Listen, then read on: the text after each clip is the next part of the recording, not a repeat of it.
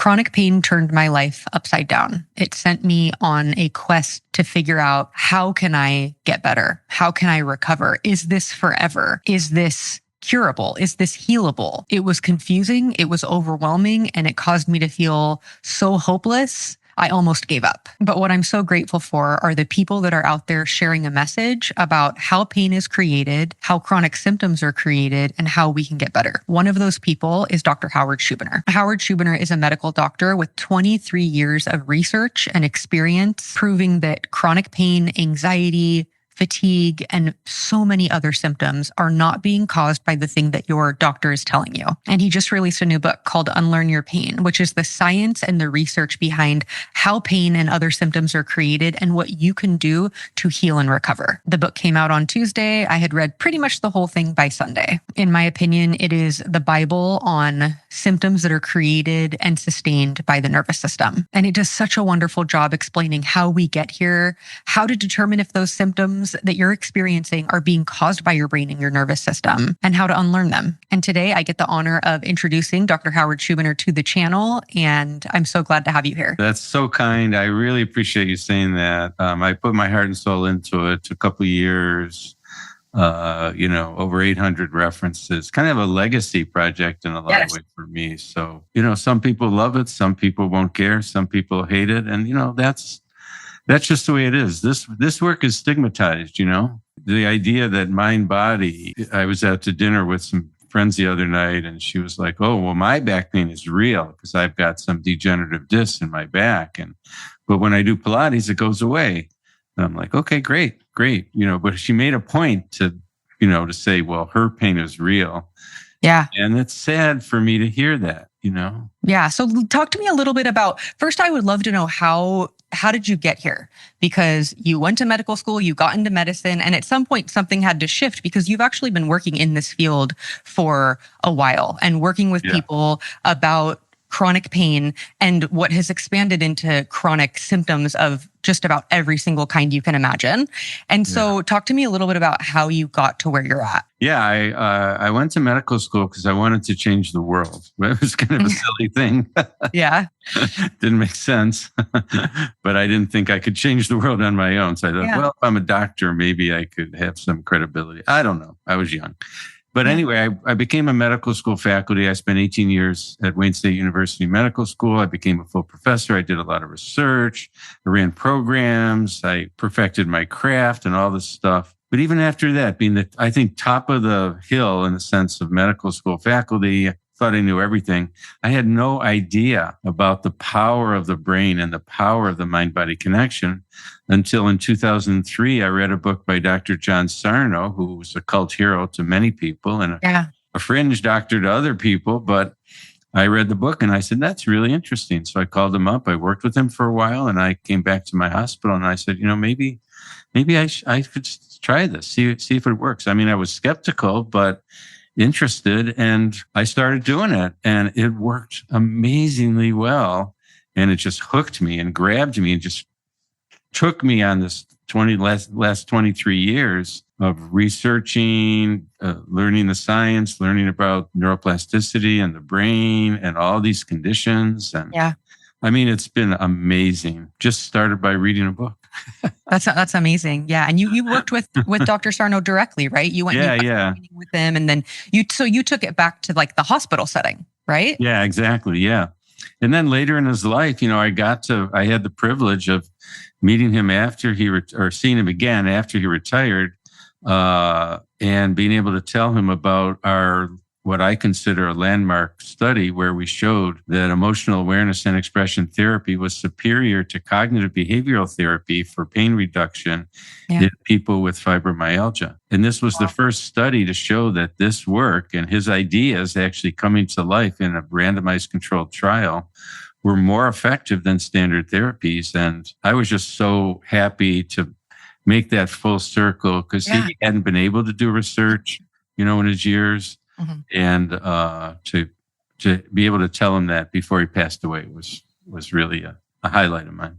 Yeah, that's amazing. So you were able to take the work that he had done and do research that backs up that that there isn't such a heavy emotional component, especially with what gets us into a place where we're experiencing pain and all kinds of other symptoms. Like I mentioned, what I love about your book is it is so inclusive of so many diagnoses that people are getting, especially the newer ones that seem to be on the rise. Ones like fatigue syndromes, MCAS, POTS. I'm sure you could list other ones like Lyme, EBV, reactivation syndrome, prolonged withdrawal syndrome. There's so many that people, and thousands, if not millions of people are suffering from with kind of no end in sight. Yeah.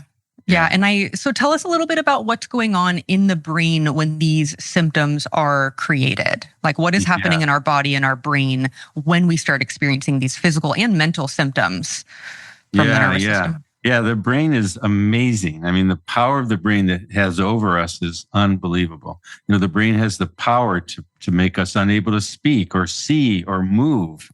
In the absence of physical injury, our brain has the power to create pain or anxiety or depression or fatigue in the absence of physical injury, because the brain is a protection device. It's designed to keep us safe. Mm-hmm. And it's constantly on alert for safety. And when you walk down the street, every person you see, your brain is going friend or foe, safety or danger. And when there's danger, the brain sends a message of alarm. That's its job. And it turns out that when you touch a hot stove, it's not your finger causing pain. And this is mind-blowing. Only the brain can cause pain. And we know that because you can have an injury. People have had nails in them and all sorts of injuries, significant injuries, and had no pain. If you can have an injury and have no pain, number one. And number two, it's been well documented, you can have pain in the absence of any injury. Now, when you put those two together and you realize that the brain reacts in the same, so all pain comes from the brain. All these symptoms, fatigue, anxiety, depression, the brain is creating them because it's trying to send a message of alarm. And if you break an ankle, you want pain. Your brain will turn on pain to let you know, don't walk on that ankle. But if you get a broken heart or a betrayal or micromanaging or abuse or neglect, emotional injury, your brain can also turn on the same exact pain. So the pain is the same, whether it's due to a physical injury and emotional injury. All pain is real. All pain comes from the brain. And the whole, just to wrap this part up, the whole thing about this to me is asking a simple question. If someone has pain, if someone has anxiety, depression, fatigue, there's a question everyone should ask. Is this caused by a physical problem that needs biomedical treatment? If it is, good, get biomedical treatment.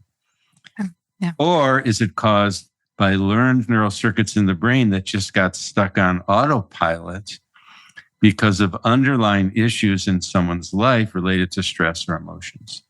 And just asking that question opens up the door to healing, to recovery, to less cost, to less invasive procedures, just all sorts of good stuff.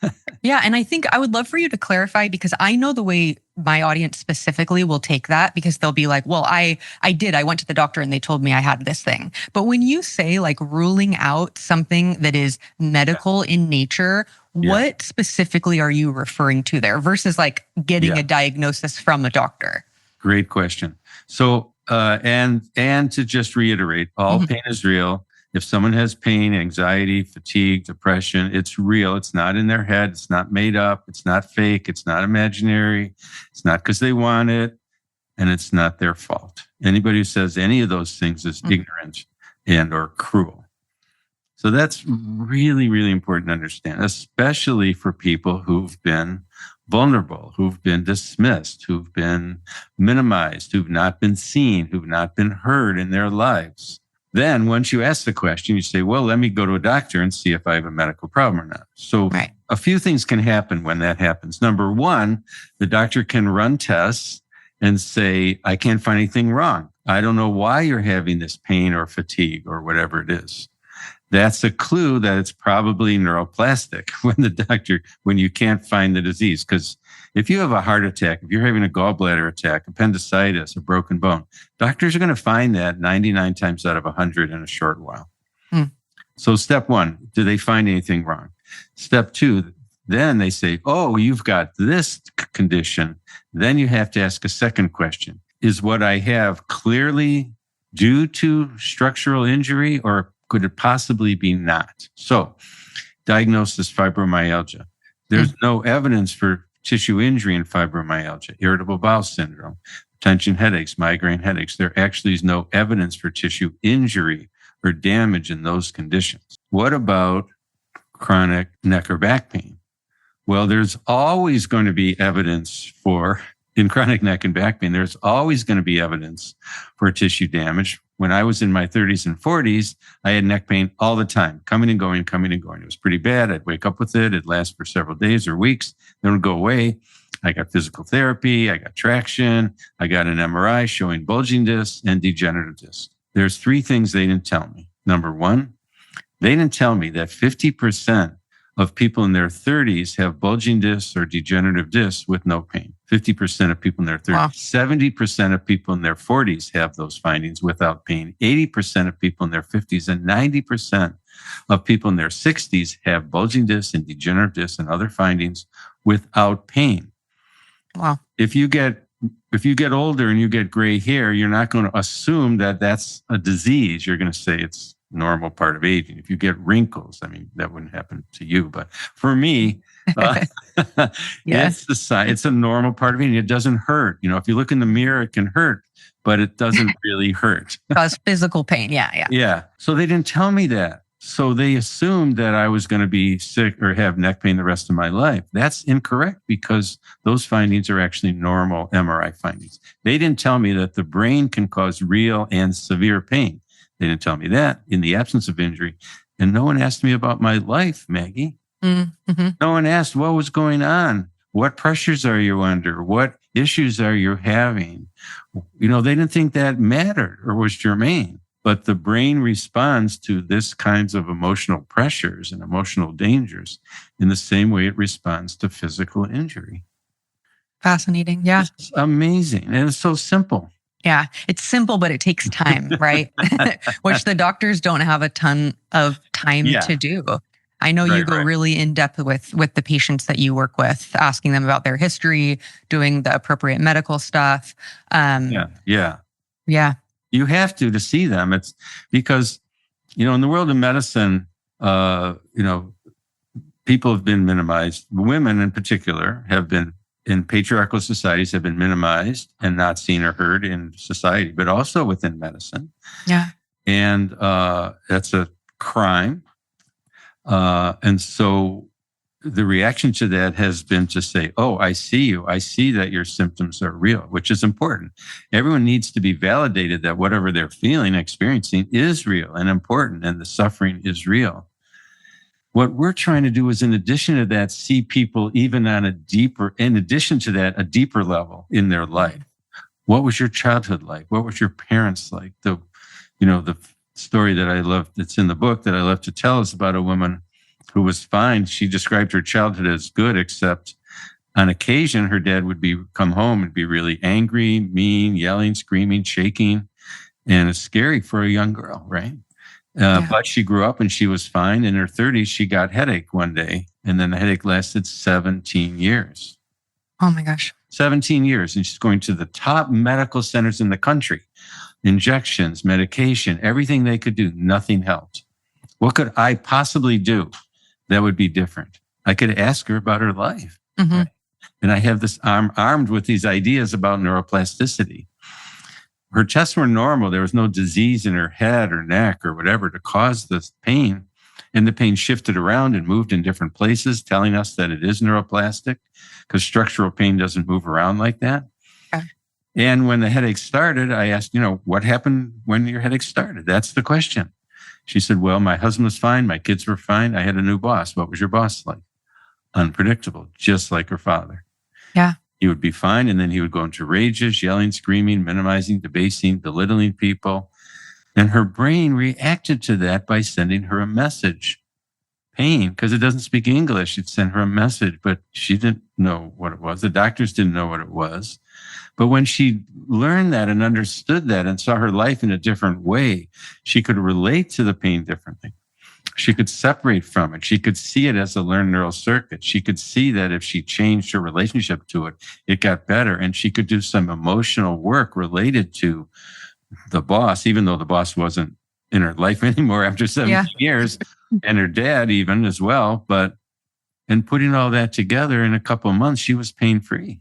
Yeah. It's amazing. It's such a disappointment that we don't learn about this sooner. Like, I feel like we should learn it in elementary school. Like, because when you learn, like I'm trying to do it with my own children. I have a 10-year-old and a 6-year-old. And, my daughter will oftentimes like have stomach aches and stuff. And I'm trying to do what I can to, and one of the things I also tell them is like, your body wants to heal, all injuries heal, which I really did get from you, because I'm like, we can program our kids so much, and I got programmed in ways that I wish I hadn't. But when you can place this awareness and these beliefs in them to trust their body and to trust that their body speaks to them long before it gets to the point where these things are locked on. Something I talk about a ton to my audience is about the sensitization. And you mentioned that multiple times in your book, which I really appreciated. I would love to hear you speak on the sensitization of the danger alarm in our nervous system and how that can just get cranked up, cranked on, locked on till it's all constant. Yeah. It reminds me of a story that'll, I think, elucidate that a bit. Got an email from a woman who had. And so, when you go to regular doctors, as we talked about, they can find nothing, or they can find disorders that aren't actually structural. But most people then will go to alternative doctors. Right. And alternative doctors are also looking for the structural. Their view, they're not really looking at mind body. Some of them are, of course. But in general, they're looking for other structural problems. And so they're likely to find, you've got candida overgrowth, or you've got EBB reactivation, or chronic Lyme disease, or whatever. And I got an email from a woman who was diagnosed with mold exposure in her house. So she had to leave the house. Her husband was sick. She was sick. And her little daughter was sick, got sick too. And so the question was, is the mold actually causing the problem or not? And it upended their lives, 3 years of suffering. And, I talk about this in the book. Mold, there's a certain condition called hypersensitivity pneumonitis that mold can cause. But aside from that, all the chronic fatigue and the headache and the anxiety and all that is not actually caused by mold. And that's been shown in a lot of studies. But that's what she was told. And she got sicker and sicker. When she found our work, her husband got better in a couple of weeks. She got better in a few months. But her daughter, they had taken her off almost, no wheat, no dairy, no tomatoes, no citrus, all these things. They said, you can't eat that. It's bad for you. It's toxic. You can't go in these places and all that. They had to re-educate their little girl to exactly what you were talking about, Maggie. And it was so moving. It was so moving. Yeah. And the little girl is like, well, they're saying, here, you can have some bread. And the little girl says, but Mom, you told me bread is bad for me. I shouldn't be eating it. And they're like, you're a big girl now. You're a big girl now. You can handle it. You're going to be fine. And they started teaching her books about the body and healing. And after a while, this one day, she's starting to eat foods, and she's doing better, and she's doing fine. And one day she got a cut or a scrape. And they said, do you want a Band-Aid? And she's like, no, Mommy, I'm okay. My body will heal. It's strong. It's so sweet, right? Yeah, you start to see the gifts in this when you get further down the line, for sure. You certainly don't in the beginning, but I know that it was in my life. It was a complete redirection, and it's going to change, how I am as a person, as a woman, as a mom, as a friend, as a teacher.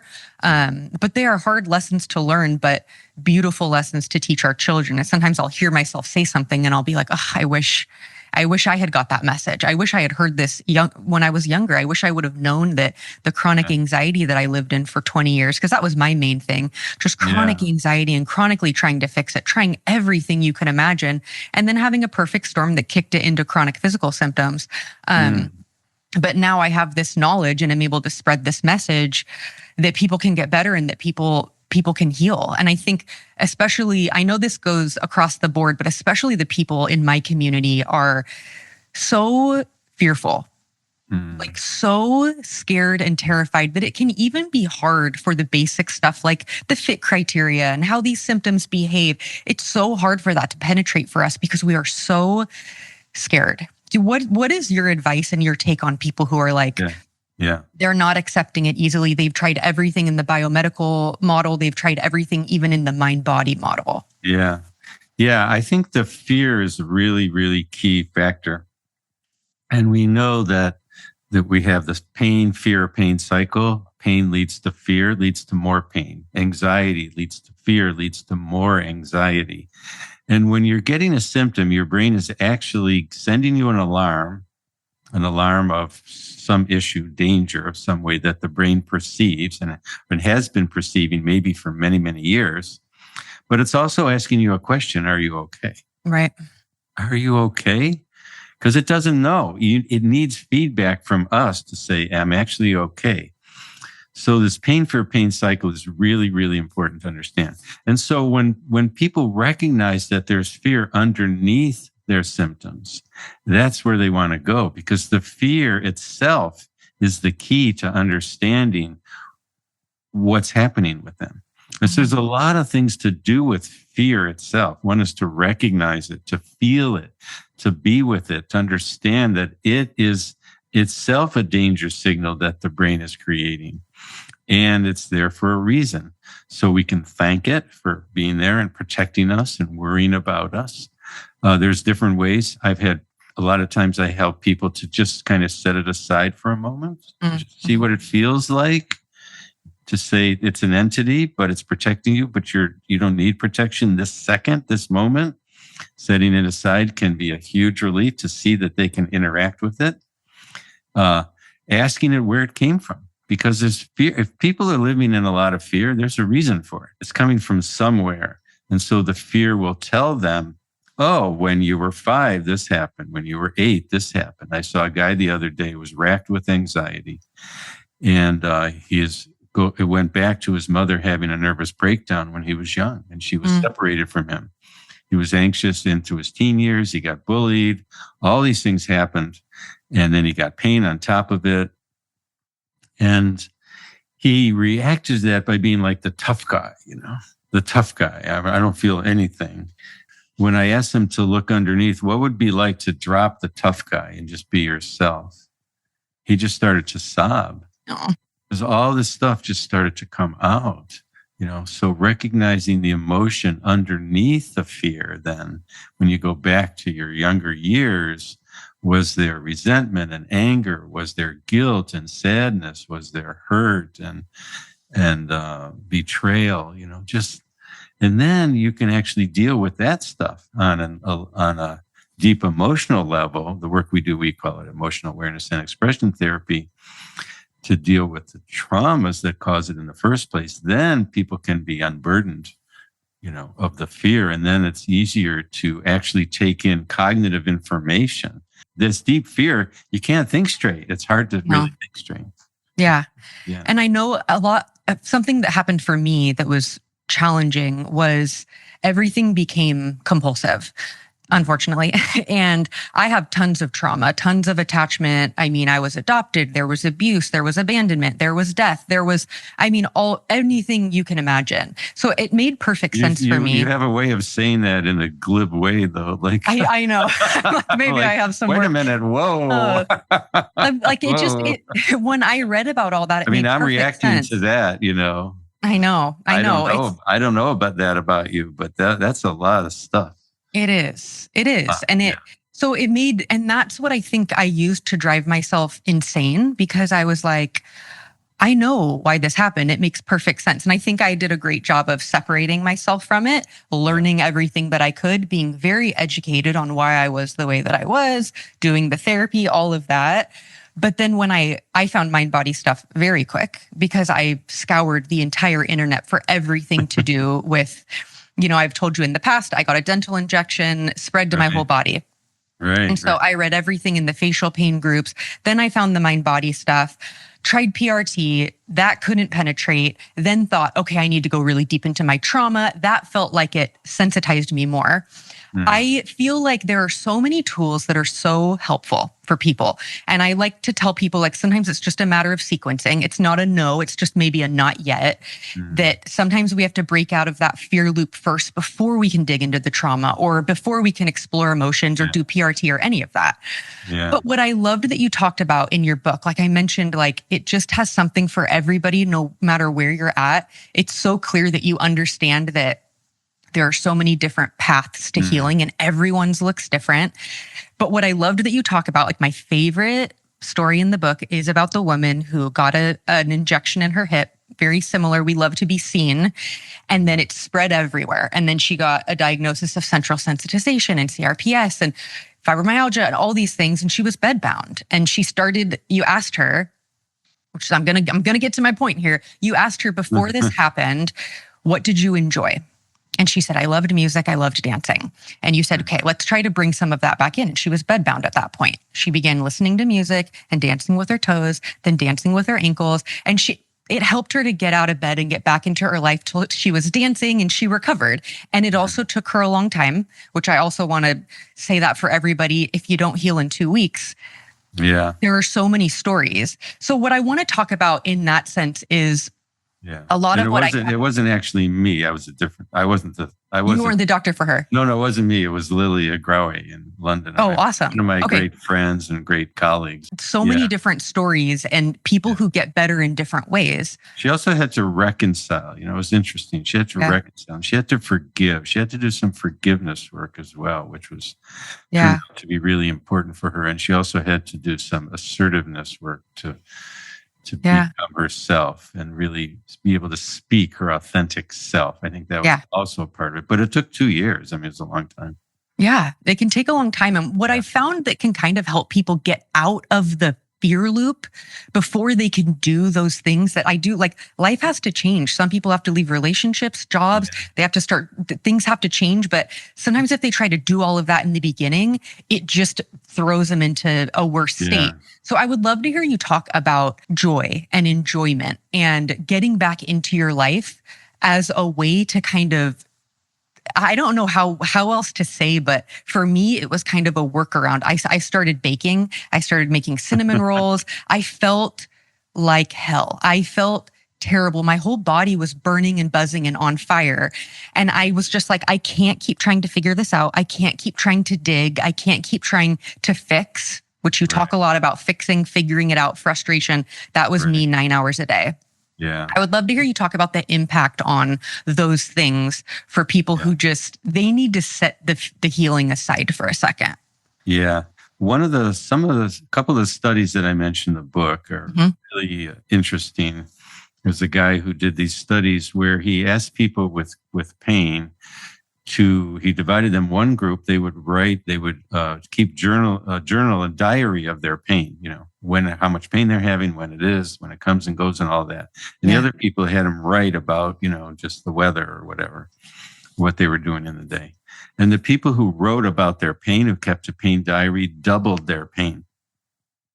Their pain doubled. Wow. Yeah. Because they were just watching it and they were focused on it. It helped. It made them focus on it more and more. And that's the focus on it, the focus on fixing it, the focus on doing something about it can become counterproductive sometimes, especially when it's not working right away. People are trying harder and harder to fix it.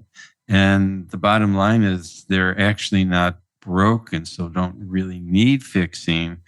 And so this fixing component, focusing on it, etc., can actually make it worse.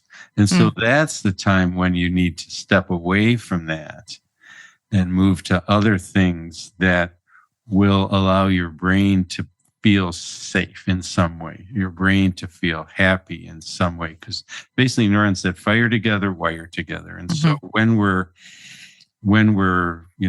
living our life in pain or anxiety or fatigue, and we're trying to push through and do this and do that, our brain, we're doing it with fear basically and focus on it. And it's actually reinforcing those neural circuits. But if we can move to a place where we can get a little bit of safety, a little bit of joy, a little bit of focusing on something completely different, whether it's baking, whether it's biking, whether it's motorcycles, whether it's knitting, whether it's animals, whether it's nature, putting our brain in that place, and then being able to be with our body, then the brain learns that we're actually okay. And then it starts to turn off these sensations. Yeah, because you really have to kind of start behaving as though you are okay. And what we do is we shrink our life. Mine just became like 9 hours in a chair in my kitchen scrolling, whether it was mind body groups or research groups. And I know you talk in your book a lot about the impact that just reading about stuff and reading about the progression of facial pain and trigeminal nerve issues and all that stuff and how it's the suicide disease. And I'll be honest, and I've shared this with my community, about 4 months into my journey, I had to be hospitalized inpatient. Wow. Because I was struggling with suicidal ideation. I'm a mom of 2 young children. This is life-saving work. I mean, it saved my life. I was so hopeless from that loop of there's no way out of this. And also the fact that people were finding their way out, and I was so sure I wasn't that person because I had tried for 20 years. So it was such a deeply hopeless place to be in that I had to start acting I had to start growing my life, even though I felt terrible, in order for me to even be able to access what needs to change, what is below this. Yeah, you have to be able to put your brain in a place where it can see something different, where it's exposed to something different. On a neuroscience level, it's called a prediction error. Okay. Because what happens is the brain will do the same thing over and over again until it gets new or different information. Why would it not give you pain every day when you wake up? Because that's what it did yesterday. So that's the neural circuit. That's what it expects to do. That's what it keeps doing. But when you start giving it a different inputs, different information, that's really, really hard. It's so hard to tell somebody, they want their pain or their anxiety or their fatigue to go away so they can be happy. But it turns out you have to somehow find some glimmers of happiness in order to start to make it go away. It's hard. It's a hard message. So hard. And it's hard to do. And it's hard to do alone. When you're alone, I think one of the things we found in our research is that people do better when they have support. People do care about them, that they can confide in, and are cheerleaders for them, and other people they've met who have recovered, or a therapist that is believing in them, that they can trust. Because, as I think you alluded to, for a lot of these things, the support groups that are out there can cause more problems than they solve, because the information they're giving is this is incurable, you'll never get better. They're calling it the suicide disease. They're telling people they're structurally damaged and will never, ever recover. Don't expect to recover. What a demoralizing message.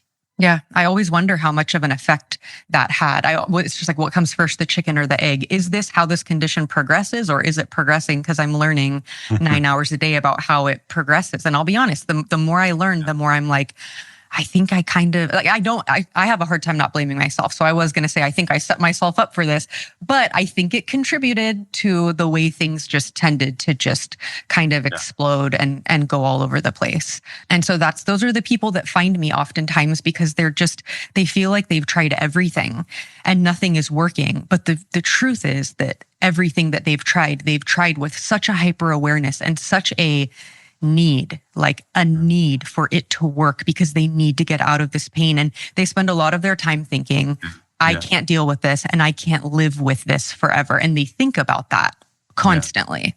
Yeah. I saw a young guy this week. He's only 20. I think he's 20. And my first visit with him was this week, but he had already recovered 95% on his own. I'm like, well, what did you do? He said, well, I've had this severe OCD, this derealization, depersonalization, anxiety, pain whenever I'm in a social place or whenever I go out. And I realized that underneath it was this fear. And so instead of just reacting to all the sensations I had, when I had the sensations, I just I dropped down into the fear. And I allowed myself to be with that. And then I investigated it. And I said, you know what? What am I afraid of? What is here? What's going on? That I'm afraid of what people are thinking about me. Okay, well, they're probably thinking about themselves. I'm afraid about, a earthquake, or am I afraid of lightning? What am I afraid about? And he just allowed himself to kind of be with that fear. And instead of worrying about the symptoms, be with it and tolerate it and calm it. And that started to work for him. And he just got better and better. And he figured this out all by himself, this young guy. And I was like, wow, I'm impressed. I gave him so much praise. It's so beautiful. Yeah, it's cool when people intuitively, I get messages like all the time when they come across just the ideas around allowing it to be here, because it's here and we've fought it and we've resisted it and we've tried to fix it. Yeah. A lot of the time we get to a point where like, there's nothing left other than to let it be here, allow it to be here, let it do whatever it's going to do, and go make some cinnamon rolls. And it's so crazy how mind-blowing of a concept that is for people who are like, I've been trying to fix this like it's my job. And it's like, quit that job and just let's see what we can do. And then things start to settle and everything becomes so much more clear, because I really do feel like that higher part of the brain comes online and it's like, I also think we reconnect with that intuition too. And we begin to trust ourselves again. I think there's such a lack of trust in ourselves, and blame and guilt, and on top of all the stuff we've been through, that really muddies the water for a lot of people who are trying to get better. And sometimes it's the hardest thing to stop trying to actively solve. Yeah. It is really hard, but it's such a exhale to be like, you don't have to work so hard to fix this. You can let go. And it's that distress tolerance, that ability to be with the uncertainty and be like, if I let go, if I stop trying to fix this, am I okay? Yeah. And then the question is, can I be okay this second? Mm-hmm. For just 1 second, for 1 minute? Can I just be here wherever here is? And as you were saying, focus on something that's affirming, focus on something that's real and important in some way, or purposeful or meaningful. Yeah. Some of the research I talk about in the book has to do with the idea that stress causes people to decompensate. But it turns out the studies show that it's not the stress so much itself, it's the feeling that people can't handle the stress. It's the feeling that they don't have the capability, they don't have the wherewithal or the reserves or the resources or whatever. And so building up those resources can be really important. And the most important part of that resource for many people is self-compassion.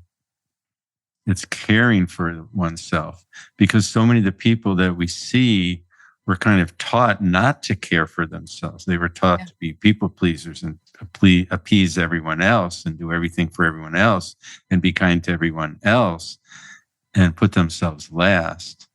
And it's so sad to see that, because if you don't feel you have the resources to withstand stress, because you don't feel you're worthy or deserving, you don't feel you're deserving of relationships, you don't feel you're deserving of standing up for yourself and speaking your mind and being your authentic self, all that can be traced back to this self feeling about self.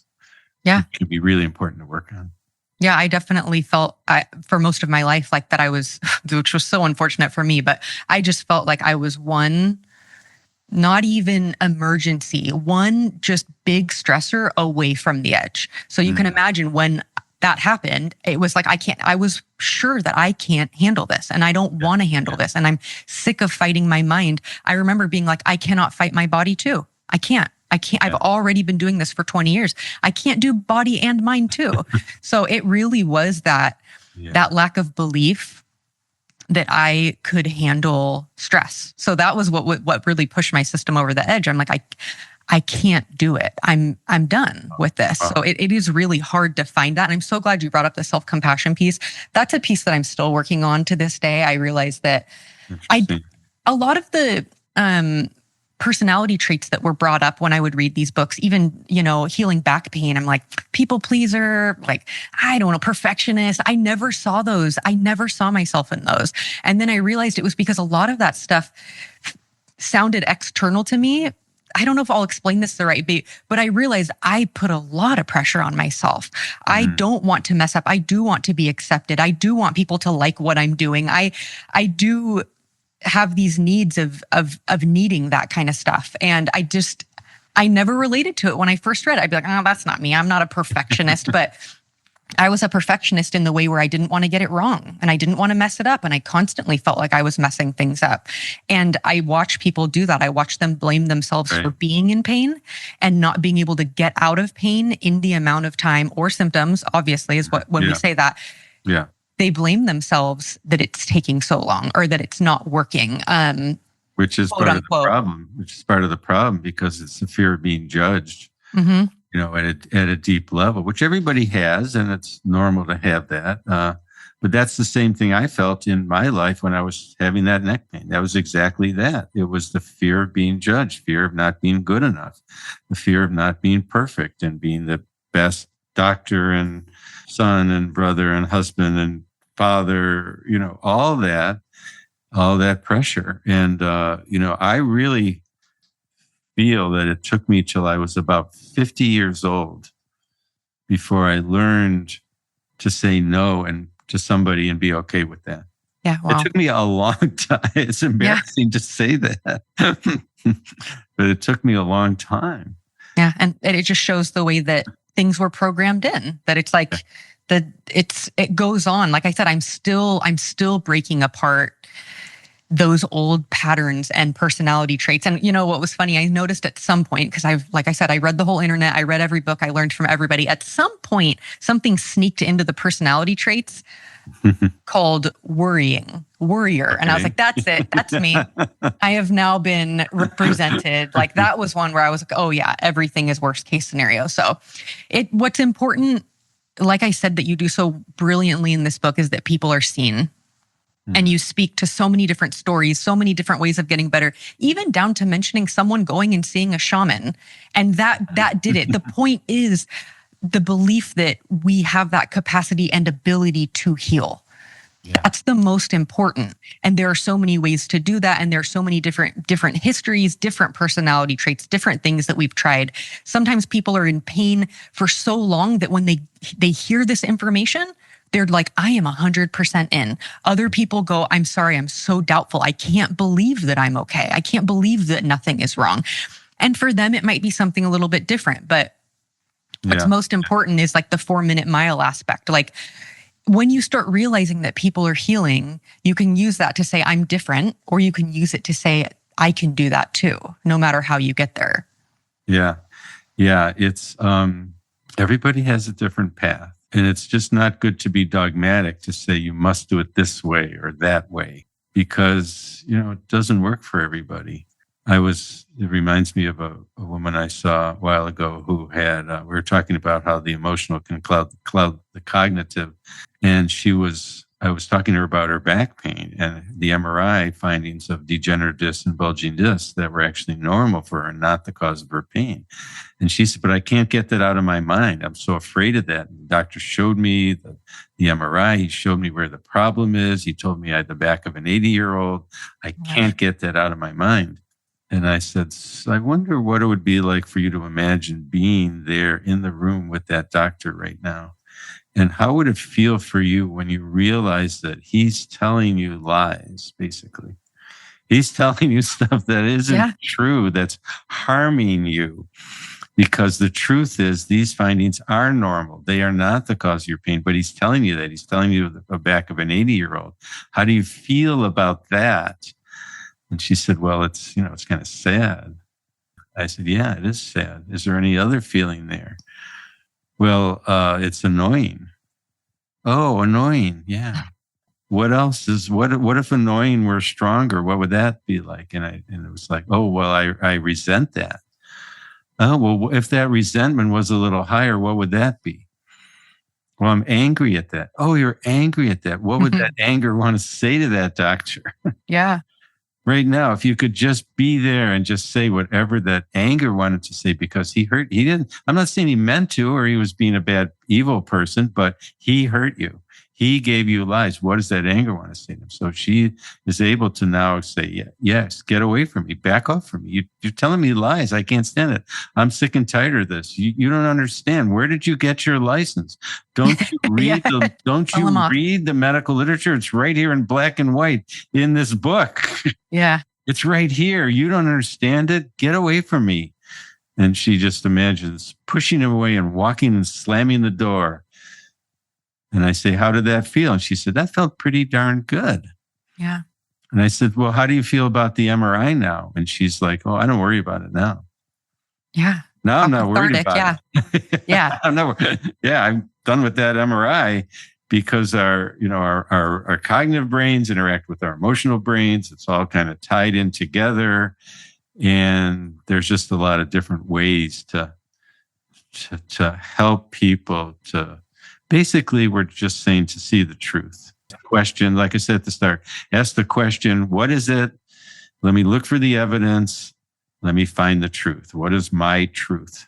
I love it's such powerful work, all of it. You know what I mean? No matter where you look at everything you've talked about in this book, all the different ways, the PRT, the EAET, which you talk about extensively in this book. There are so many things to support people in making progress. And the most important thing is what you believe. Do you believe it's possible for you? I don't think you have to believe 100%, but I do think you need to not walk around doubting it every second of every day, which is what I did. And I'm like, why isn't anything working? Well, I'm like, this won't work. Nothing. I used to see professionals and be like, you can't help me. Nobody can. Yeah. I had to overcome that before the doors started opening and had to kind of, like I said, bake myself into oblivion and give everyone in my family cinnamon rolls until I was like, okay, we're opening life back up and everything else became easier to do. So like I said, this has been life-saving work. I want to just personally thank you again for your impact, for the research, for coming on and discussing this with me. And it is life-saving. And I know people tell you that all the time. I hope it never gets old for you because it's so impactful. And this book, it is a legacy. It is, I think it's going to make a huge splash and that everybody needs to have this information. Everyone should have this book in their house. That's what I believe. That's very kind. It never gets old for people to be thankful, Yeah. It never gets old to say you saved my life, but I never saved anybody's life. They saved their lives. They're the ones who did the work. They're the ones who took the ideas and figured out how to apply them to themselves, as you did. Yeah. And it's just beautiful. It's beautiful work. It's beautiful to see people not only feel better physically from the symptoms that have been plaguing them, but also figure out what they need to do in their life to make them a better version of themselves. And so often it's people who can now find their true authenticity, find their voice, find what they need to say or do in their life that fulfills them and gives them meaning and purpose. And meaning and purpose and social relationships have been shown to lead to health and longevity. Mm. And so, it's really fun and poignant and, but it's one person at a time. You can't see this until you see it. Once you see it, you can't unsee it, but you can't see it until you see it. And, most people don't. There's a lot of hate out there. An article came out this week in a Wired magazine on long COVID saying, hey, maybe long COVID has some mind-body components, and the hate just started flowing in. Yeah. And it's sad, because we just need to be open. We need to communicate about these things, and people need to be able to have information to make their own decisions on what's the right path for them. Yeah. And it comes down to can you get better or can you not? And I don't even mean can you or can't you. Are you going to take the path that doesn't get better because that's what you believe in, or are you going to take the path where people are getting better and see what happens? So you're right. It's only when you're ready for it does it actually penetrate. And the cool thing is when those seeds are planted, I believe that there are going to be times where things circle around and people go, I'm ready for it now. So you're planting 1 million seeds right now. I see you speaking about this everywhere and so many people want to share your message. And I hope we do you justice in getting this message far and wide, and putting it in, at least planting the seed in people's brains so that it's there when one of their loved ones inevitably experiences something like this, or when they do, that they will have that little voice in the back of their head and think, maybe I should get that Unlearn Your Pain book that I heard about on that podcast that one time. Yeah. And it's not just me, it's you. Thank you for doing this work. It's so many other people.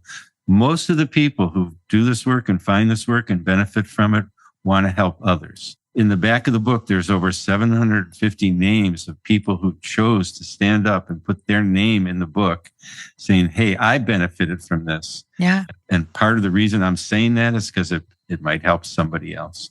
Beautiful. It is beautiful. It's beautiful to see it catching speed. So thank you so much, Dr. Schubiner, for coming and having this conversation with me. I'm going to put the links to all of your information in the description, as well as a link to buy the book. Again, I recommend anybody who has watched this, grab the book. It is so comprehensive. I love it. I can't hype it enough. So thank you so much for being here with me. You're so welcome. Yeah. See ya. Bye-bye.